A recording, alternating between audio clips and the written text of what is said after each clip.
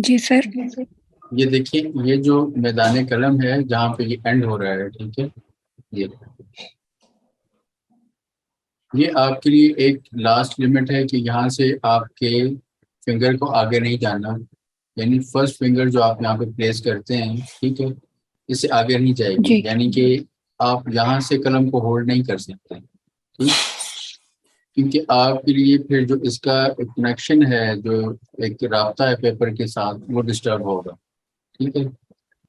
एक जी तो दो चीजें हैं, दो एलिमेंट्स हैं। एक तो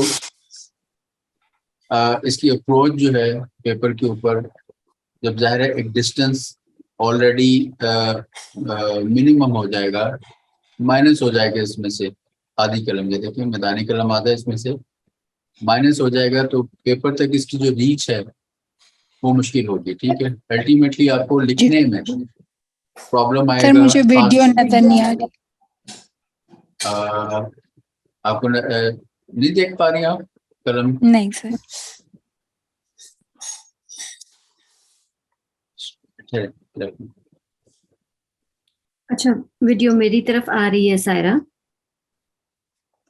अच्छा, या नहीं आ रही? आप आप काइंडली रिकनेक्ट करें अगर आप उसमें, जी क्योंकि सर, मैं मेरी तरफ से करती भी ओके जा रही है आपकी तरफ। हूँ। जी मैं करती हूँ सर। मैं जी सर। यानी उसको एक्सप्लेन कर देता हूँ।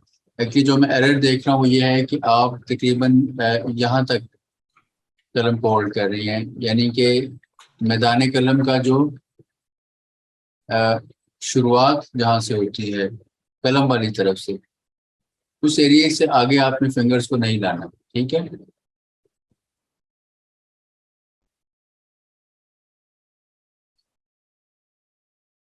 जी, थोड़ा सा आगे, हाथ को थोड़ा आगे लाएं, फिंगर्स को थोड़ा और आगे लाएं। जी जी, अब यहाँ देखिए से। यहाँ बिल्कुल, जी बिल्कुल एग्जैक्टली। अब ठीक है। इससे आगे आपने फिंगर्स को नहीं लाना, क्योंकि ये ऑलरेडी थोड़ा सा जो कलम का आपकी ये जैसे तराशी हुई है, इसमें जी ऑलरेडी एरिया कम है मैदान कलम का, तो जी, ये मैंने शायद इसको कट किया, इसलिए थोड़ी ज्यादा छोटा हो गया। शायद इसलिए भी तो जी हमेशा अगर आप एक दो मरतबा इसको कट करते हैं, क्योंकि अब थोड़ा इंशाल्लाह आने वाले एक दो लेक्चर्स में कोशिश होगी कि आपको कलम की तराश के बारे में भी कुछ आगाही दी जाए, क्योंकि अब काफ़ी आपका होल्ड हो चुका है कलम पे। आई थिंक जी अभी आप बहुत बेहतर तरीके से किसी भी टूल को जो कलम तराशने के लिए इस्तेमाल हो, आप इस्तेमाल कर सकती हैं। अ, तो एक चीज़ का ध्यान रखें कि जब भी आप कलम को तराशें या कलम कत लगाएं, अगर उसको कत लगाते जाएंगे, जैसे लिखते हुए टिप खराब हो जाती है या अ, उसको काबिल इस्लाह नहीं रहती, तो आप क्या करती हैं कि उसको एक नए सिरे से हल्का सा कत लगा देते हैं, ठीक है। तो जब आप एक कत लगाते हैं तो क्या है कि मैदान कलम का जो एरिया है वो कम होना शुरू हो जाता है, ठीक है। उसके जी लिए फिर ज़रूरी है कि कलम को थोड़ा सा, जहाँ से आपने कलम को थोड़ा सा लाइए कैमरे के आगे, तो जहाँ से आपने फर्स्ट फिंगर को जी, रखा, जी, ये है कि अब मैदान कलम के इस सिरे से भी थोड़ा सा तराशा जाए, ताकि जो टोटल इस तरह। हाँ जी, कि जी अब ये ठीक है। जो एरिया है ये माइनस ना होता जाए और मुख्तसर ना होता जाए, क्योंकि जितना मुख्तसर होता जाएगा, और ख़ास तौर पे जब आप दायरा लिख रहे हैं, ये याद रखिएगा कि ख़ास तौर जी पे जब आप दायरा लिख रहे हैं तो मैदान कलम की इम्पोर्टेंस बहुत बढ़ जाती है, ठीक है। क्योंकि जब जी कलम की रवानी है पेपर के ऊपर, रीच अगर अप्रोप्रिएट नहीं है, अगर कलम प्रॉपरली कलम तक उसका उसका जो एरिया है जिसको अपने पेपर तक अपना रीच करने के सर। लिए चाहिए, जी एग्जैक्टली, जी, बिल्कुल, ये ये बिल्कुल ठीक है। दुरुस्त, ये जी, बिल्कुल दुरुस्त, ये बिल्कुल दुरुस्त। अब देखिए एक्चुअली इसमें आप, इसका थोड़ा बैम्बू जो है ना वो थिक है, और मेरी हाथ में वो आता नहीं है ठीक तरह से, तो मैं इसलिए ये ज्यादा यूज नहीं करती। ठीक इसका है, बैम्बू थोड़ा पतला है, तो वो मुझे ठीक लगता है। ये एक्चुअली थोड़ा ठीक है। एडवांस लेवल पे जब आप जाएंगे ना, फिर आपको बताएंगे कि कलम के अपने हुजम के मुताबिक या उसके कुतर के मुताबिक आपने कलम का कद कितना रखना है, ठीक है। तो जब जी हम बहुत ठीक है। मोटी कलम का बारीक कट बना देते हैं तो फिर भी उसको यूज करने में थोड़ा प्रॉब्लम होता है। जी जब ठीक है। बारीक कलम का मोटा कट रख लिया जाए तो फिर भी थोड़ा आप देखें कि दोनों कलम के जो डायमीटर है उसमें डिफरेंस है, बट इनका जी कट तकरीबन एक जैसा है, ठीक है। तो जी आपको आइडियली थोड़ा सूट करता है कि चूंकि आपका हाथ हैवी है, ठीक है। ये मैंने जी शुरू में आपको इस पे एक बड़ा तफसीलन बताया था कि चूंकि जी जो अ, फारसी या उर्दू में उसको कहते हैं अस्तफानी हाथ, यानी पतला हाथ हो, पुरगोश्त ना जी हो, उसके ऊपर गोश्त ज्यादा ना हो, ठीक है। तो वो ज्यादा ये कि जरा हड्डियां नुमायां होती हैं, उसको जी अस्तफानी हाथ कहते हैं। उसके लिए आप स्टैंडर्ड जो मैदानी कलम है या हल्का फुल्का उससे कम भी आप अच्छा उसको यूज कर सकते हैं। But if you have healthy hand तो फिर उसके लिए आपको प्रॉपर अराउंड द स्टैंडर्ड मैदान कलम और a bit of increase area जो मैदान कलम का होता है वो हमें यूज करना पड़ता है, ठीक है। जी इसमें फिर वो हाथ भी समझें कि हैवी हो, पुरगोश्त हो, और फिर मैदानी कलम भी उसमें छोटा हो जाए तो फिर लिखना तो वो काफ़ी दुश्वार हो जाता है, ठीक है। और ख़ास तौर जी पे इसमें जो मैं आपको पॉइंट बताने लगा था कि अगर अगर आप लिख रहे हैं दायरा, ठीक है, जी फिर तो ये मुश्किल और भी बढ़ जाएगी, ठीक है। ठीक है। ठीक दायरा है। जो है उसको लिखने के लिए आपकी कलम को अपने टेक्निकल एस्पेक्ट्स के हवाले से मुकम्मल होना बहुत ज़रूरी है, ठीक है। और दूसरा ये है कि जी आपकी ज़ाहिर है वो मश्क और बाकी चीज़ें तो अपनी जगह पर हैं ही, लेकिन अगर आप मश्क अच्छी कर रहे हैं, अगेन ये जी चीज़ें हम बारह डिस्कस कर चुके हैं कि जो टूल्स हैं उनकी क्या इंपॉर्टेंस है, ठीक है। तो जो जी एक भी टूल अगर अपनी जगह पे प्रॉपरली काम नहीं कर रहा तो ये जो हमारा राइटिंग एक्सपीरियंस है ये स्पॉइल हो जाएगा, ठीक है। जी इवन इफ सिंगल थ्रेड, जो आप सारी चीजें आपकी स्पिरिट लेवल पे हैं, बट इंक में मौजूद एक थ्रेड और उसका एक छोटा सा रेशा जो है, even that single thread can expel all the that all you have done on the paper, ठीक है। तो जी इसमें बड़े आप सेंसिटिव हो जाएं, ठीक है। अ, जी अभी मैं मुश्किल देख रहा था आपकी, एक तो फिर उस पे ये था कि आपने कलम को भी आगे से थाम रखा था, ठीक है। एक तो जी वे ऑफ जो आपने जो पैटर्न अडॉप्ट करना है बेसिकली कलम का, ठीक है, वो जी एक्यूरेट होना चाहिए। जी ये बेसिकली जो छोटे छोटे आपको सेंसिटिव पॉइंट्स हैं, अपरेंटली जी इनकी शायद वो सिग्निफिकेंस एक आम जो आम इस एक जो मुब्तदी है या सीखने वाला है उसको शायद उस तरीके से ना समझ में आए, बट इसको समझना और इन टेक्निकल एस्पेक्ट्स को कंसिडर करना और फिर इनकी एप्लीकेशन के वक्त इनको प्रैक्टिकली कंसिडर करना, ठीक है, ये बहुत इम्पोर्टेंट है, ठीक है। तो जी अ, देखें एक दो तीन तरह की सोचें हैं जब आप एक प्रोफेशनल एटीट्यूड को अडॉप्ट करते हैं।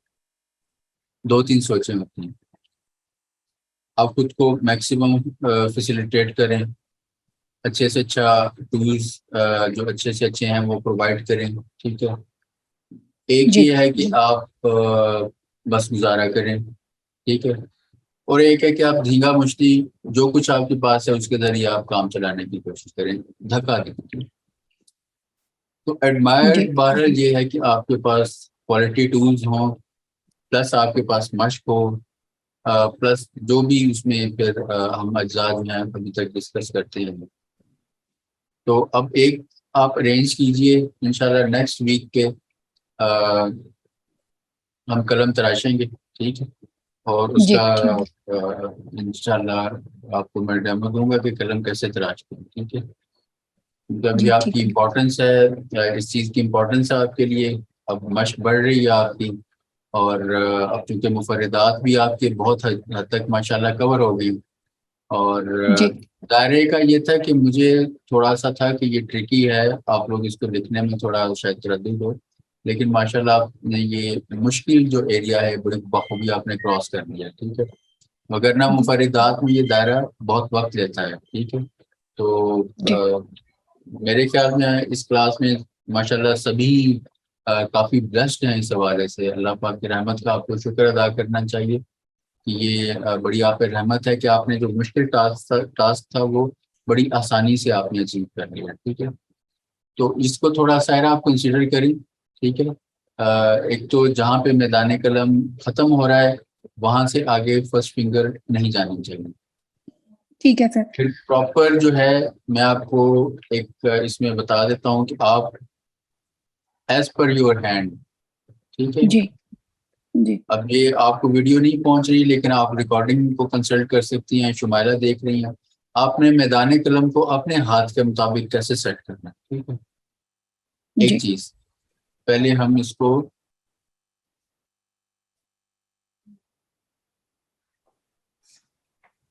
ये देख रहे हैं कि ये अब प्रॉपर मैदान कलम यहाँ से शुरू हो रहा है यहाँ तक। चूंकि अब आपने दायरे की प्रैक्टिस की है इसलिए ये बताना पहुंचाना आप तक जरूरी है कि कलम अकॉर्डिंगली आपकी सेट हो और फिर दायरा लिखने में कोई प्रॉब्लम ना हुआ। ये जो एरिया ये आपको नजर आ रहा है ये नाखून, ठीक। जो कलम की मैदान कलम वाली साइड के पिछली तरफ टिप के ऊपर हम एक कलम को छीलते हैं जरा सा, उसको क्या कहते हैं, नाखून लगाना, ठीक है। क्योंकि ये जैसे जी फिंगर के ऊपर नेल है बिल्कुल इसी तरह ये भी एक नेल लाइक स्किन को उतारा जाता है और नेल लाइक इसकी शेप बनाई जाती है। इसका मकसद क्या है कि अगर यहाँ पे स्किन होगी कलम के ऊपर इसकी जिल्द होगी तो इंक यहाँ पे नहीं ठहरेगी, ठीक। जी जब स्किन को रिमूव कर देंगे एक नाखून लगाएंगे इसके ऊपर तो यहाँ पे क्या होगा कि हम जितनी रिक्वायर्ड इंक हमें चाहिए वो इस जगह पे हमारे पास मौजूद होगी, ठीक है। और जी ठीक फिर उसको हम पेपर के ऊपर यूटिलाइज कर सकते हैं। जी ठीक है। अच्छा अब सर इस मैं जी जी सॉरी सर, मेरा एक क्वेश्चन था कि ये जो मैदाने कलम है ये रफली कितने 1 इंच का होना चाहिए या उससे जी बड़ा जी होना चाहिए? मैं आपको एग्जैक्टली यही चीज बताने जा रहा हूँ, ठीक है। जी थोड़ा सा प्रॉब्लम हो गया, वीडियो आप तक नहीं पहुंच पा रही। अ, जी मैं आपको बिल्कुल एग्जैक्टली यही चीज बताने जा रहा हूँ। आप अपने जी हाथ के हिसाब से अपना थंब लें जी और इसको इस तरीके से प्लेस करें, ठीक है। ये ठीक है ठीक, जहाँ पे पहला आपका पोर खत्म हो रही है, ठीक है। जी अब ये देखें बिल्कुल मैदानी कलम के साथ ये चीज सेट बैठ रही है, ठीक है।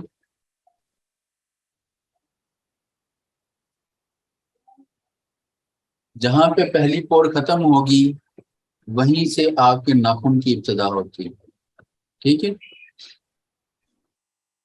और ये तकरीबन 1.25 इंच का ये नाखून 1 इंच के बीच बीच में होना चाहिए, ठीक है, जो टिप बनती है।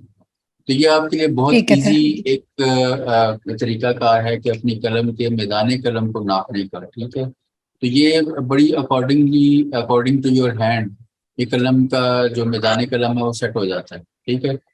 जो एग्जैक्टली आपके हाथ की जो हैत है और इसकी जो बनावट है उसके मुताबिक कलम सेट हो जाती है।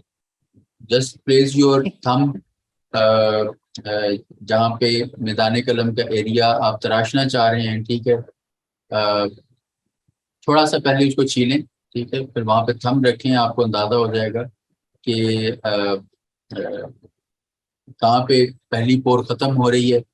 तो वहां से ही आप अंदाजा लेके उस जगह को आप लेकिन जैसे मैंने जब थंब प्लेस किया तो पोर यहाँ पे आ रही थी मेरी, ठीक है, पहली पोर यहाँ पे खत्म हो रही थी।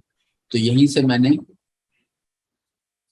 पैर रख के आगे नाखून लगाया, ठीक। ये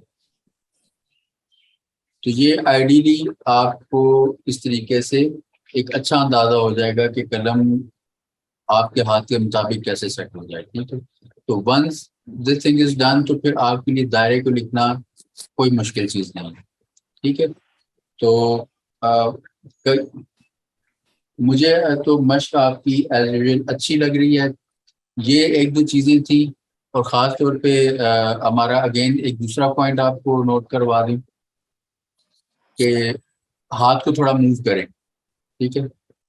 इसमें जो आपका जी सिटिंग सर। पोस्चर है वो काउंट करता है। अगर आप पेपर के ऊपर बहुत झुक के काम कर रहे हैं तो इट मीन्स कि आपका बॉडी वेट जो है वो शिफ्ट होगा आपके हाथों के ऊपर। अब अल्टीमेटली क्या होगा कि हाथ का जो वेट है वो पेपर के ऊपर आएगा, ठीक है। और जब जी हाथ उस वेट को संभालेगा, ठीक है, तो फिर क्या होगा कि हाथ उस तरीके से ज़्यादा ना मूव नहीं कर सकेगा, उसको पेपर के साथ जुड़ के रहना पड़ेगा, क्योंकि पूरी बॉडी का वेट आ रहा है हाथ के ऊपर और हाथ पे टिकेगा सहारा लेने के लिए पेपर के ऊपर। इतना इजीली वो मूव नहीं कर पाएंगे। तो जस्ट सिट स्ट्रेट, ठीक है। अपना जी बैकबोन आप बिल्कुल सीधी होनी चाहिए। गर्दन इधर उधर एक्स्ट्रा आपने नहीं करनी, पेपर के ऊपर आपने अपनी गर्दन को बेंड नहीं करना, ठीक है। और कमर को तो जी बिल्कुल भी आपने बेंड नहीं करना, ठीक है। जी अकड़ के भी नहीं बैठना। ये ना हो कि हम बिल्कुल जैसे कोई किसी आर्मी कैंप में बैठे हुए, नहीं इतना टेंशन हो के बैठना, जस्ट रिलैक्स। लेकिन इतना हो कि आपका जो बॉडी पोस्चर है वो स्ट्रेट हो, ठीक है। जी एक रिलैक्स्ड मैनर में स्ट्रेट हो, एक आप इजी हो, जहनी तौर पे किसी दबाव से अपने आप को बचाएं। वो तभी होता है, आपका बॉडी रिलैक्स तब होती है जब मेंटली रिलैक्स होती है, ठीक है। किसी किस्म का स्ट्रेस है तो वो तनाव की सूरत में हाथों में अ, या किसी भी तरह से वो बॉडी से रिफ्लेक्ट करता है, और फिर अल्टीमेटली आपके कहते हैं ना कि अल्फतुन खलियातुल कातिब, ठीक है। लिखने वाले का जी हिलिया है, हुलिया अरबी में हिलिया कहते हैं, ठीक है। तो हुलिया है जो जी लिखते हैं वो जो दिल का हाल होता है वो कलम के सफ़े पे आता है। जी सिटिंग पोस्चर आपका बड़ा एक्यूरेट होना चाहिए, ठीक है। गर्दन को आपने जी बहुत ज्यादा झुका के आगे काम नहीं करना, बस सिट स्ट्रेट रिलैक्स मैनर में। मैंने आपको बताया कि नाक की डिवीजन का एक वो मैं आपको बता चुका हूँ फार्मूला कि अपने राइट हैंड साइड अगर आप सीधे हाथ से लिखते हैं तो राइट हैंड साइड की आपने जो फिजा है उसको आपने करना है, एंजॉय करना है, ठीक है।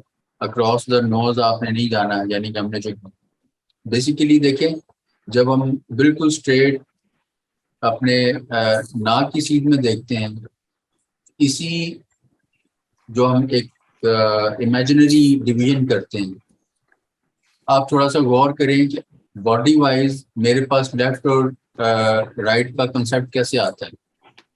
How would you define this, कि आपके पास लेफ्ट और राइट क्या चीज़ है। तो अल्टीमेटली वो आप थोड़ा से पे तवज्जो करेंगे तो आपको पता चलेगा कि ये जो हम नोज की डायरेक्शन में एक डिवीजन करते हैं, ठीक है, तो अपने बॉडी को जब हम हाफ हाफ में देखते हैं, ठीक है, तो जो उसमें से हमारे पास एक तरतीब बचती है, एक तरफ दाएं है और एक तरफ बाएं है, यानी left and right and left, ठीक है। अपनी जो बॉडी डिवीजन है उसी को आप यूटिलाइज करें। आपने अगर आप राइट हैंडेड हैं तो अपने राइट हैंड साइड को एंजॉय करें। आप जैसे जैसे उस बाउंड्री लाइन के नज़दीक आते जाएंगे, ठीक है, आपने क्या करना है, पेपर को आगे सरकाना है अपने राइट हैंड साइड की तरफ, ठीक है। यानी जैसे आप लिख रहे हैं, एक पैटर्न ये है कि पेपर स्टिल है और आप लिखते जाते हैं। अब आप राइट हैंड साइड से लेफ्ट हैंड साइड की तरफ जा रहे हैं, ठीक है। अल्टीमेटली क्या होगा कि आप राइट हैंडेड हैं लेकिन आप लेफ्ट हैंड साइड की हदूद में चले जाएंगे अगर आप इसी तरह कंटिन्यू करते जाएंगे, और हाथ दब जाएगा, ठीक है। हाथ की जो राइटिंग कैपेसिटी है वो कॉम्प्रोमाइज हो जाएगी। आपने क्या करना है कि आप बहुत सहूलत से कलम पकड़ें आपने कोई हर्फ लिखा, अब जाहिर है आगे की तरफ जाना है। आप हाथ को आगे लेने की बजाय आप पेपर को हल्का हल्का राइट हैंड साइड की तरफ सुलगाते जाएंगे। एक और हर्फ लिख लिया, हल्का सा और सुलगा देंगे। तो ये आपकी बड़ी एक इजी जैसे कहते हैं एक्टिविटी हो जाएगी, पेपर को और कलम को और अपने हाथ की जो एक्टिविटी है उसको संभालने के हवाले से, ठीक है।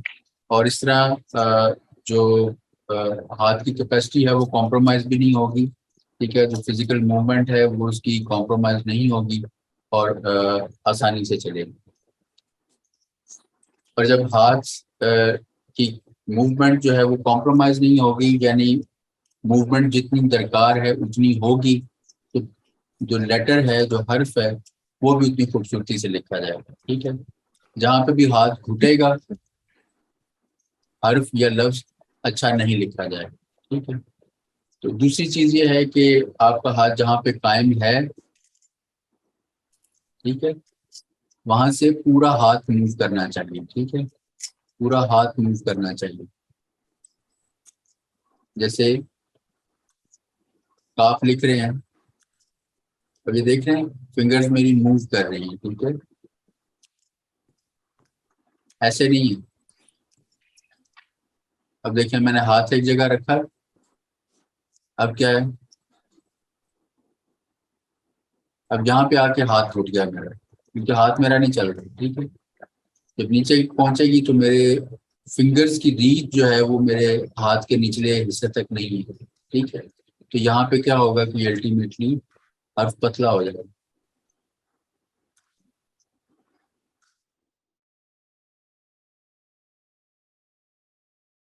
जी शुमाइला। अम, इसका अगर आप एग बनाएंगे तो गैप ज्यादा है इसके एंड के ऊपर, यानी कि जो इसका एंड हो रहा है और जो उसका ऊपर है उसका गैप बिल्कुल पैरेलल जा रही है, लाइनें कर्व नहीं हो रही। अच्छा, ठीक है, आपने पॉइंट आउट किया, लेकिन एक और गलती है यहाँ पे, थोड़ा सा इसकी शेप को देखें तो उसको आइडेंटिफाई करें।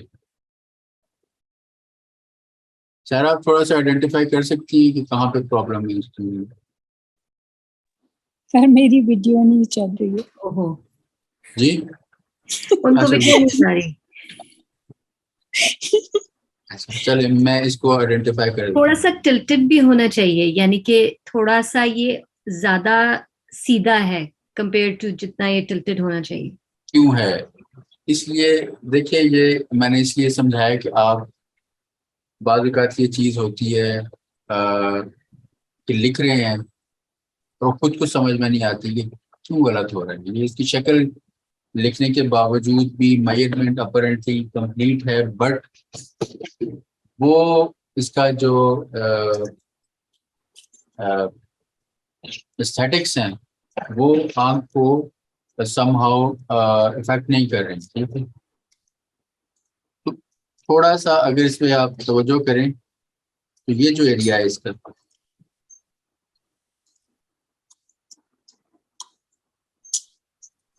यहाँ से हमने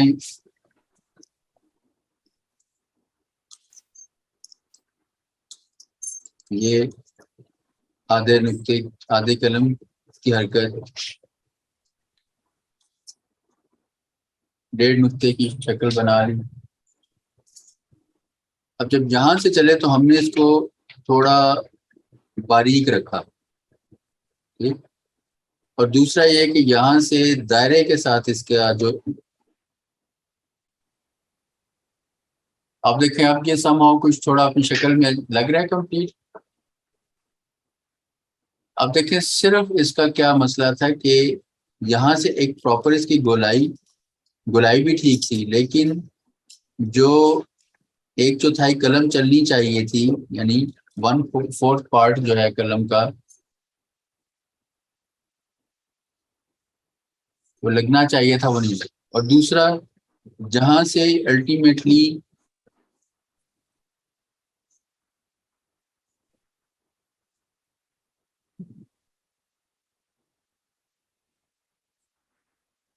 दायरे का इत्तिसाल होना था, यानी मुंसलिक होना था दायरे को इस शक्ल के साथ, वहां से वो प्रॉपरली उसके साथ पैबंद नहीं हो सका।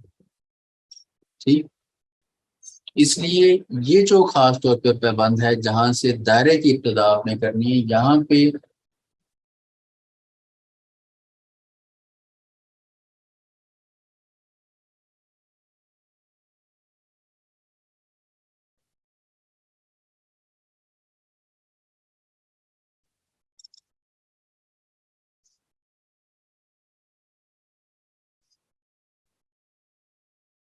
ठीक है,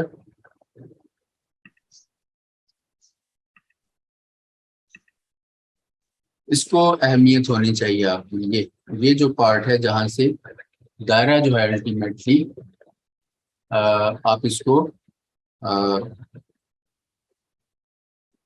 मुंसलिक करें। ठीक है, देखिए अगर इजाजत दें तो मैं एक मरतबा दोबारा मैं लीव करके लॉग इन करता हूँ, तो हो सकता है शायद ये प्रॉब्लम जो ठीक हो जाए। जी ठीक है।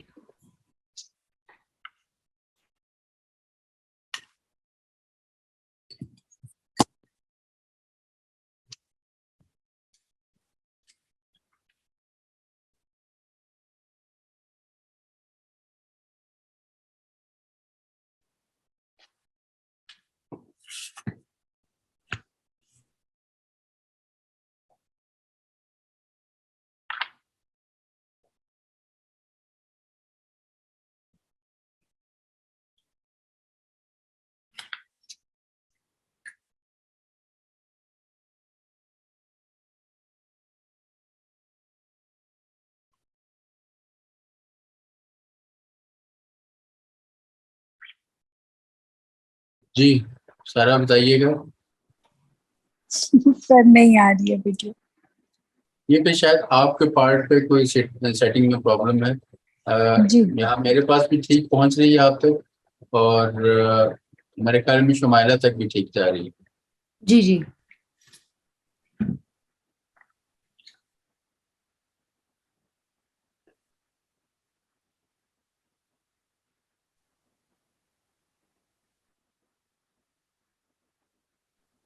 ठीक है, ये या इस पार्ट तक आप मश कर चुके।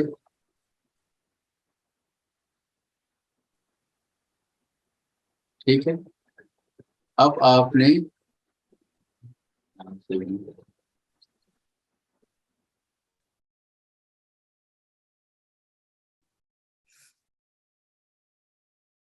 ये जो एरिया है यहाँ से,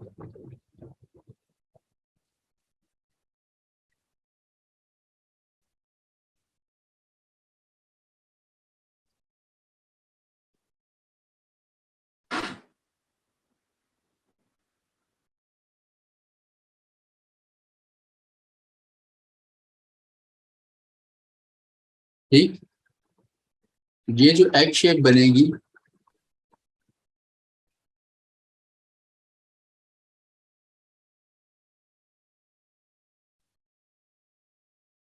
जो इसकी इख्तिताम है, उसमें पहले भी मुख्तलिफ जो हरूफ हैं उनके हवाले से ये बयान कर चुका हूँ कि उनकी चूंकि अपनी एक इंडिविजुअल अप्रोच होती है, तो हम एक बेस या एक ऐसी शक्ल को हम एज पर पर्टिकुलर शेप और डिज़ाइन हम उसको अ, लिख तो रहे हैं, लेकिन उसके अंदर उसमें अपनी एक लॉच है, अपना अपना एक उसका अंग है, अपना एक उसका रंग है। ठीक, तो वो दिखेगा।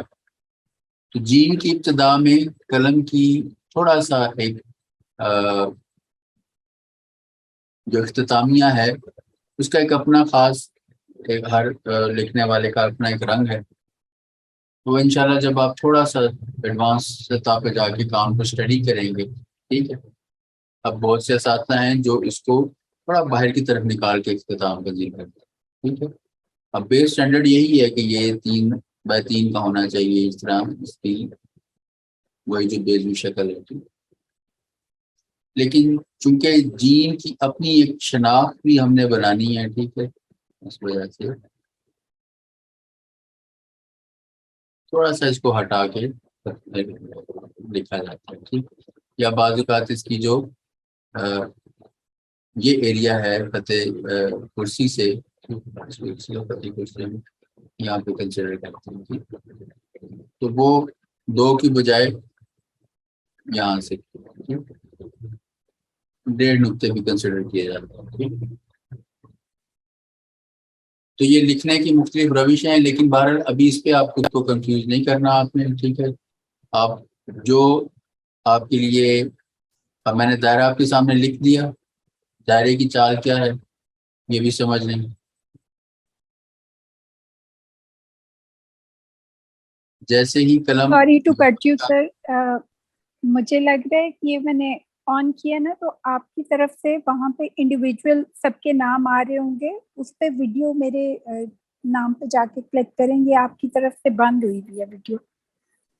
लेट मी पार्टिसिपेंट्स पे जाके, जी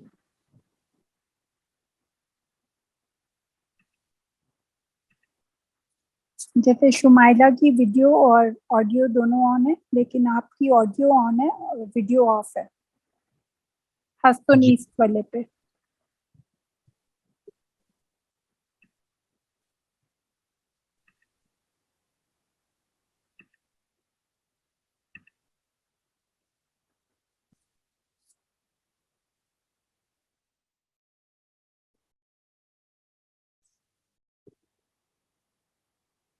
अभी आपको जीम का दायरा बहुत जख्मी सा लग रहा होगा, बट ये इसी अंदाज से इसको आपने थोड़ा सा स्टडी करना है, और इसके एनाटॉमी ज़ाहिर है पढ़ने के लिए हमें उसको जख्मी और पारा पारा करना पड़ेगा, लेकिन ये पारा पारा करना जो है ये इसको यकजा करने के लिए है, ठीक है, ताकि ये यकजान हो के अपने एक यकजान वजूद के तौर पे हमारे जहनों में अपना अक्स जो है वो कायम कर दे, ठीक है। इसकी तफसील को बुनियादी तौर पर पढ़ने के लिए तो मैंने जितनी आपकी इसको की ज़रूरत है दायरे को आपके लिए किया, आप इसको ट्राई करें।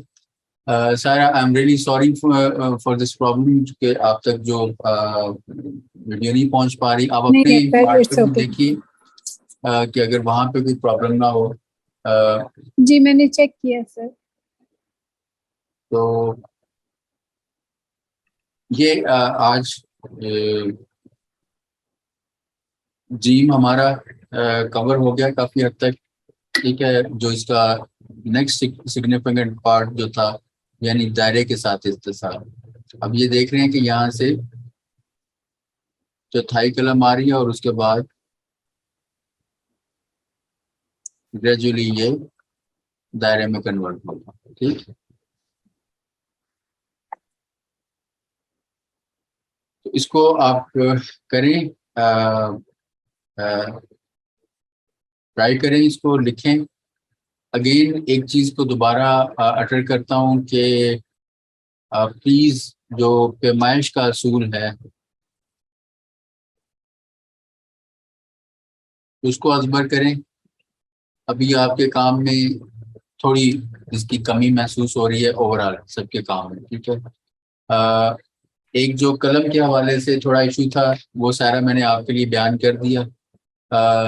शुमाइला आपके लिए खास तौर पे ये है कि आप माशाल्लाह अच्छा लिख रही हैं, सारा आप भी बहुत अच्छा लिख रही हैं। Thank you. दोनों के हाथ पे अल्लाह पाक मजीद जितने भी हमारी क्लास के स्टूडेंट्स हैं सब माशाल्लाह अच्छा काम करते हैं। आज वो के ज़्यादा लोग नहीं हैं, मुहर्रम और हराम की भी अपनी एक मौजूदगी है, तो लेकिन इसमें सबके लिए जो इम्पोर्टेंट टिप है एट दिस स्टेज वो ये है कि पैमाइश के असूल को अजबर करें, ठीक है। ये मैं शायद टेस्ट भी एक रखूं इसके लिए कि अभी तक जितने हमने हरूफ किए हैं उनके मुख्तलिफ जो पार्ट्स हैं उनका जो पैमाइश का असूल है वो आपको बताना पड़ेगा अल्फाज के अंदर, ठीक है। तो ये इंशाल्लाह 10वीं मुहर्रम के बाद मैं इंशाल्लाह ग्रुप में ये टेस्ट जो है पोस्ट करूँगा, ठीक है। तो आप अपनी स्टडी कंप्लीट रखें थोड़ा, और मकसद सिर्फ आपको ये जानना नहीं कि आपको ज़हनी तौर पे आपकी याददाश्त में वो चीज़ है या नहीं। बुनियादी चीज़ ये है कि वो जहन में याददाश्त में मौजूद भी हो, और फिर वो सफ़े के ऊपर अपनी एप्लीकेशन में भी जब आप उस हर्फ को लिखें तो उस एप्लीकेशन में भी नज़र आए प्रॉपरली। ठीक है, तो जब आप कलम अब माशाल्लाह पे चल रहा है, अच्छा चल रहा है, जहाँ लिखने के हवाले से पैमाइश के असूल के अलावा अगर कोई गलती हो रही है तो मैंने आपको नोट करवा दी, जैसे कलम का मसला था। ठीक है जी। टूल्स को प्रॉपर रखें। ठीक है, टूल्स के बारे में थोड़ा सेंसिटिव हो जाएं।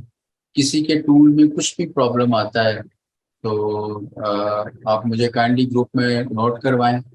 शुमाइला, आपका क्वेश्चन, आपने कुछ रीडिंग्स कुछ एब्स्ट्रैक्ट्स भेजे थे मुझे, अनफॉर्चुनेटली मैं उनको आंसर नहीं कर सका। मैं बस अपनी कुछ एक दो मसरूफियात थी, उनको मैं स्ट्रांगली फॉलो कर रहा था। ठीक है, और जिस मकसद के लिए मैं यहाँ पे आया भी था पर्सनली स्टूडेंट्स की तरफ। ठीक है, तो बट वो मेरे तवज्जो में है, तो इंशाल्लाह किसी भी प्रॉपर मौके पे मैं इंशाल्लाह उसको ज़रूर उसका जवाब आपकी तरफ एज पर माय नॉलेज इंशाल्लाह ज़रूर फॉरवर्ड करूँगा। जी। तो अब आबादी कुछ क्लास की काफ़ी दिनों से कम है। मिशाल, आयशा का कुछ अता पता नहीं है। ठीक है, तो आप काइंडली अपनी मौजूदगी जो है वो क्लास में लाइव जो हमारा सेशन है इसमें ज़रा बहाल करें। ठीक है, काम आप सबका बहुत अच्छा है, तो मैं किसी को भी नहीं चाह रहा कि वो बारहा मैं इस चीज़ को कर रहा हूँ आपके सामने उजागर कि काइंडली ये बड़ा इम्पोर्टेंट टाइम है आपके लिए। You are going to get your first certificate इंशाल्लाह बाय द नेक्स्ट मंथ। मैं बहुत होपफुल हूँ इंशाल्लाह। तो मैं बल्कि आज मैं सोनी सेडमन की भी तवज्जो में ये लाऊंगा कि आप और तैमूर भाई की भी तो जो कि ये माशाल्लाह हमारा बैच जो है ये बड़ा इन्होंने successfully without any major hurdle बड़ी तवज्जो रही है सबकी और बहुत अच्छा हाथ है। और मैं दुआ करता हूँ कि आप आगे भी ये जो एक गुलदस्ता मुझे मिला है ये इसी तरह आगे अपना सफ़र जारी रखें। ठीक है, तो आप बहुत सबके सब बहुत ब्लेस्ड हैं लिखने के हवाले से। अल्लाह पाक आपकी इस सलाहियत में दिन दुगनी रात चौगनी तरक्की अता फरमाए, अपनी रहमत आप लोगों के शामिल हाल करे और आप लोगों को ज़िंदगी की आसानियाँ अता फरमाए और हर किस्म की मुश्किल से अल्लाह पाक आपको हर वक्त हर लहज़ा और हर लम्हा अपनी बेहतरीन अमान में रखे। तो अपनी खास दुआ में याद रखिएगा। आज मैं कुछ जल्दी आपसे इजाज़त चाहूँगा क्योंकि मुझे वापसी का सफ़र करना है। ठीक, तो और जो मेरी कोशिश थी कि आज मैं आप तक पहुँचा पाऊँ इम्पोर्टेंट था। और ये रिकॉर्डेड लेक्चर की सूरत में आप लोग इसको बार बार कंसल्ट करें। ठीक है, पैमाइश के असूल पे तवज्जो दें, इसको लिटरली बैठ के पैमाइश को याद करें। ठीक है, क्योंकि मैंने बड़े क्लियरली जितने भी हरूफ करवाए हैं उसमें मैंने पैमाइश के असूल को। अच्छा, अब इसमें एक प्रॉब्लम ये हो सकती है कि बाज़ औक़ात हम पैमाइश को जब कंगालने बैठते हैं ना, ये एक प्रॉब्लम आता है। ठीक है, ख़ास तौर पे जो बिगनर्स हैं या उनको भी जिन्होंने थोड़ा सा वक्त अपना सर्व किया होता है। तो जब पैमाइश के असूलों को हम थोड़ा स्टडी करना शुरू करते हैं तो हम बहुत ज़्यादा एक्स्ट्रा मेजरमेंट्स की तरफ चले जाते हैं, या ज्योमेट्रिकल जो एंगल्स हैं या ज्योमेट्रिकल एक्सप्लेनेशंस हैं उनकी तरफ तो जो हमारी चली जाती है। हमें ऐसा नहीं करना। देखिए, एक बेस मेजरमेंट, हमें ये क्यों कहा गया कि अलिफ के 3 नुक्ते हैं, बे के 5 नुक्ते हैं। ठीक है, इसके अलावा मिसाल के तौर हम बे को ले लेते हैं क्योंकि अलिफ तो एक सिंपल एक मूवमेंट है, एक बड़ा सिंपल स्ट्रोक है और उसकी भी जितनी बेस मेजरमेंट थी वो मैंने आपको बता दी। उसके अंदर भी फर्दर बहुत सी ज्योमेट्रिकल एक्सप्लेनेशन मौजूद हैं, बट बे को मिसाल बनाते हैं कि बे के अंदर बहुत सी गुंजाइश। अब असातिज़ा ने हमें उसका एक बुनियादी असूल जो है वो मुहैया किया, ठीक। एक ऐसी पैमाइश जिसके ऊपर बाकी सब पैमाइशें डिपेंड करती हैं, ठीक है। अगर वो मेजरमेंट अपनी जगह एक्यूरेट होती है तो उसके साथ जितने एंगल्स हैं, जितनी मेजरमेंट्स हैं, वो खुद ब खुद अपनी जगह पे सेटल हो जाएंगे। तो इसलिए वो हमारे पास जो पैमाइश का असूल यहाँ पे नस्तालीक में मौजूद है, वो तकरीबन वही पैमाइश का असूल है जो हमें एक बुनियादी असूल के तौर पे मुहैया किया गया है, ठीक है। अगर आप उस पैमाइश के असूल का ध्यान रख लेते हैं तो बहुत हद तक जो बाकी पैमाइश के असूल हैं या ज़ाविये हैं, वो खुद ब खुद अपनी जगह पे तरतीब पा जाते हैं, ठीक है, ऑर्गेनाइज हो जाते हैं। अब ये थोड़ा एडवांस सब्जेक्ट है कि आप इसके फर्दर एनाटॉमी में जाएं, इसकी ज्योमेट्रिकल एक्सप्लेनेशंस करें, इसको मैथमेटिकली आप डिफाइन करें, बिल्कुल करें, यही तो काम करने वाला है, ठीक है। इसको एक साइंटिफिक सब्जेक्ट के तौर पे आप ट्रीट करें, ठीक है। इसका पूरा लेआउट, इसका हैत, इसकी रूह, क्योंकि हमने ये तय किया है कि अल्लाह पाक ने हर शय को अपनी कद्र और अंदाजे के मुताबिक पैदा किया, यानी उसकी मैथमेटिक्स, उसके एंगल्स, उसका पूरा जो रियाजियाती पहलू है वो मौजूद है, एक साइंटिफिक अप्रोच उसकी मौजूद है।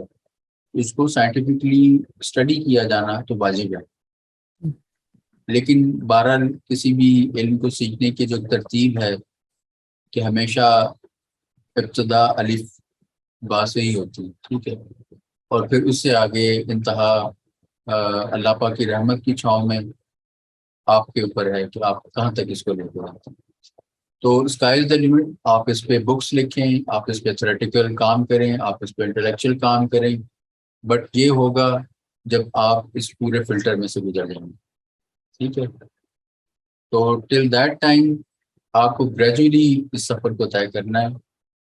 अपने आप को आपने बहुत एक्स्ट्रा चीज़ों में भी इंडल्ज नहीं करना, ठीक है। जितना आपके पास इसका मैं ज़रूरी समझता हूँ वो डिटेल मैं कभी मिस नहीं करता, ठीक है। कोशिश करता हूँ कि वो चीज़ आप लोगों तक पहुँचे। लेक्चर्स को आप रिपीटेडली सुना करें, ठीक है। जो भी इंस्ट्रक्शंस देता हूँ बड़ी जिम्मेदारी के साथ, और मैं कोशिश करता हूँ कि जितना मैंने अभी तक पढ़ा है, सीखा है, उसका जो निचोड़ है वो आप तक अल्हम्दुलिल्लाह पहुँचाऊँ, ठीक है। तो काइंडली जो इंस्ट्रक्शंस हैं, जो बात आप लोगों तक पहुँचाता हूँ, उसको बहुत ध्यान से सुने और एब्जॉर्ब करें, ठीक, और उसको फिर प्रैक्टिकली उसकी इम्प्लीमेंटेशन करें। तो आई होप कि ये इंस्ट्रक्शंस आपको अब याद रहेंगी, पहले भी हैं, लेकिन उसको थोड़ा और स्ट्रिक्टली फॉलो करें, ठीक है। ख़ास तौर पे पैमाइश के असूल के हवाले से, इसलिए मैंने very after the date of Ashura मैं टेस्ट जो है वो आपका होगा पैमाइश के असूल के हवाले से। तो इस तरह के थ्योरेटिकल टेस्ट जो हैं वो इंशाल्लाह टाइम एंड अगेन हम इनको रखेंगे, ताकि हमारे जो थ्योरेटिकल पॉइंट्स हैं उनके बारे में हमारी रिहर्सल भी हो, रिफ्रेश भी हो, और फिर उनको बेसिकली पॉइंट्स यही रहेंगे, लेकिन इनका वेट जो है वो बढ़ता जाएगा। एज ए लास्ट सेंटेंस भी इसके बाद मैं इजाज़त चाहूँगा, इनका इंटेलेक्चुअल वेट बढ़ता जाएगा जैसे जैसे आप एडवांस स्टेज की तरफ बढ़ते जाएंगे, ठीक है। इसीलिए एक पॉइंट को आप एब्जॉर्ब करेंगे, उसकी इब्तदा से उसकी इंतहा तक का सफ़र आप तय करेंगे, ठीक है। इसने एक डिटेल से दूसरी डिटेल में ट्रांसफॉर्म होना है, ठीक है। तो इन नुकात को, इन इंस्ट्रक्शंस को, प्रिंसिपल्स को आप काइंडली एब्जॉर्ब करें। उसमें पैमाइश का असूल बहुत अहम है, ठीक है। इस पैमाइश को याद करें, जो भी एक्यूरेट पैमाइश है, और नजरी मश तो है ही, ठीक है, जो आप इंडिविजुअली करेंगे, लेटर की, उसकी शक्ल की, उसकी शेप को जो एब्जॉर्ब करेंगे, ठीक है। तो ये इतनी सी आज की रिक्वेस्ट है। आप सबके लिए बहुत सी दुआएं, अपनी दुआओं में खास याद रखिएगा, और मेरे लिए, मेरी फैमिली के लिए, मेरे बच्चों के लिए, मेरे अहलो यार के लिए बहुत ख़ास दुआ कीजिएगा।